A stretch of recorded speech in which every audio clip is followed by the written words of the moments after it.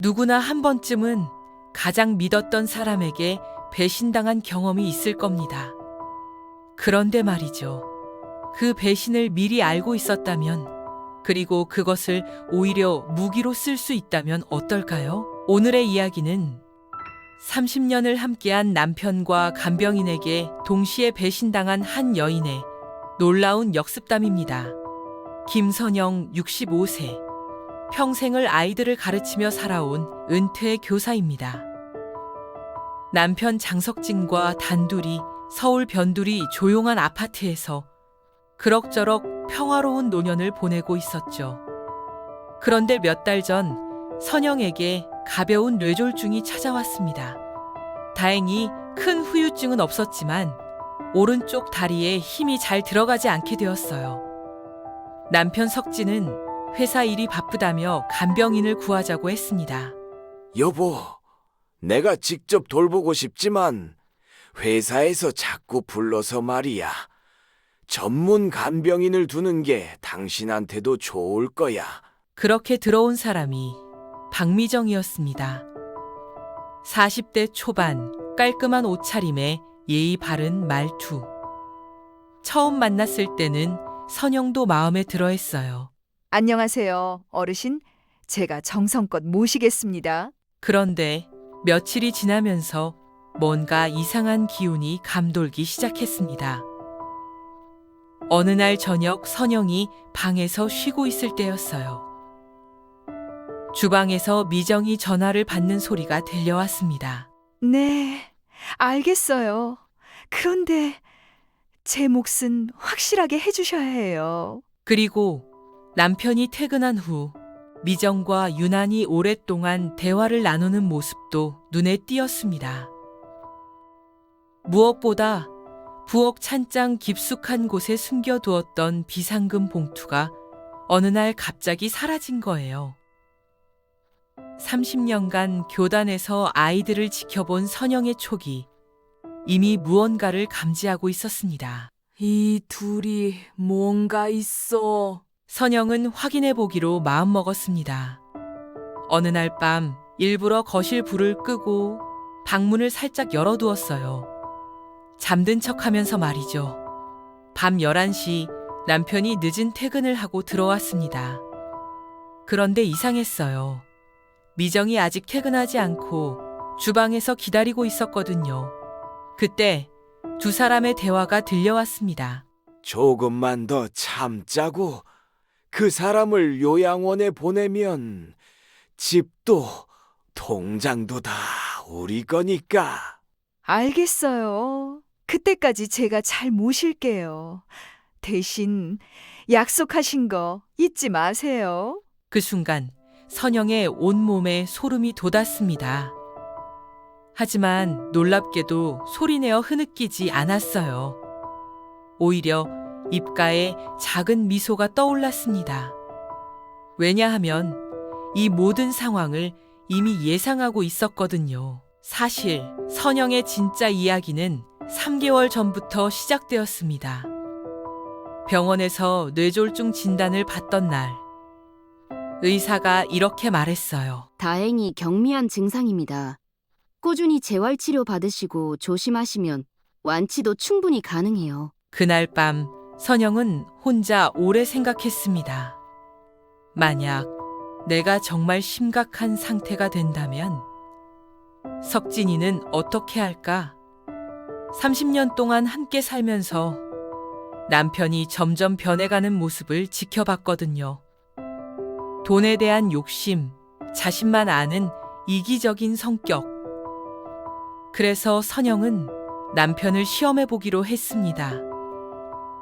일부러 상태를 더 심각하게 보이게 했어요. 걷는 속도를 늦추고 손을 자주 떨리게 하고 기억력이 나빠진 척도 했죠. 그리고 기다렸습니다. 남편이 언제 요양원이라는 말을 꺼낼지. 동시에 조용히 준비 작업을 시작했어요. 먼저 단골 변호사를 찾아갔습니다. 선생님, 제가 만약 치매나 중병에 걸린다면 남편이 재산을 어떻게 할 수 있나요? 변호사는 자세히 설명해줬고 선영은 즉시 결정했습니다. 모든 재산의 명의를 자신 명의의 신탁으로 바꾼 거예요. 남편이 절대 접근할 수 없도록 특별한 조건도 달았습니다. 배우자가 불법적으로 재산을 취득하려 하거나 부정행위를 할 경우 전 재산은 사회복지재단에 기부한다라고 조건을 넣었습니다.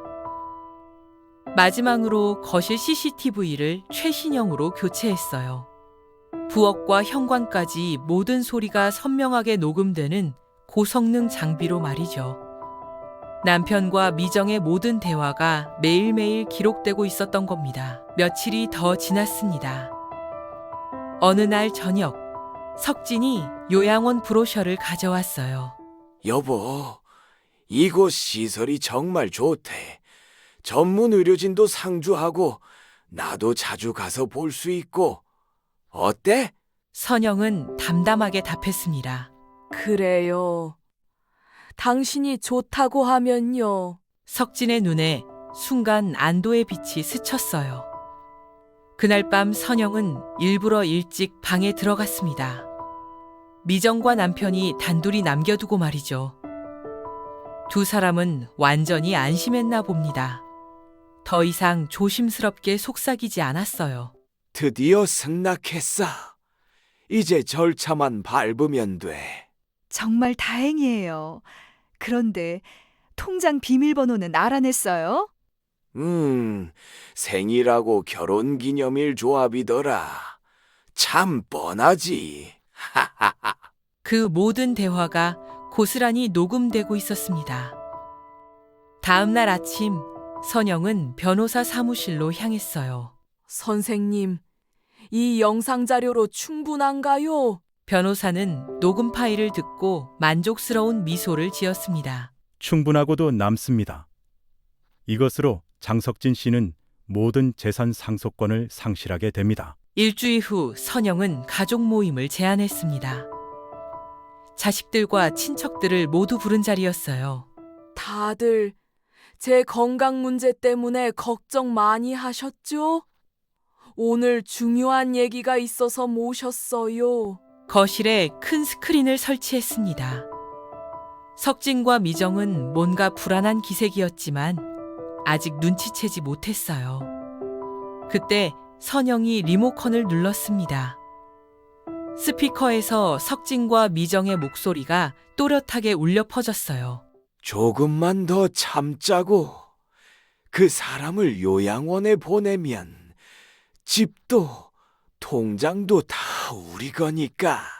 제 몫은 확실하게 해주셔야 해요. 방안이 순간 얼어붙었습니다. 모든 가족들의 시선이 석진과 미정을 향해 꽂혔어요.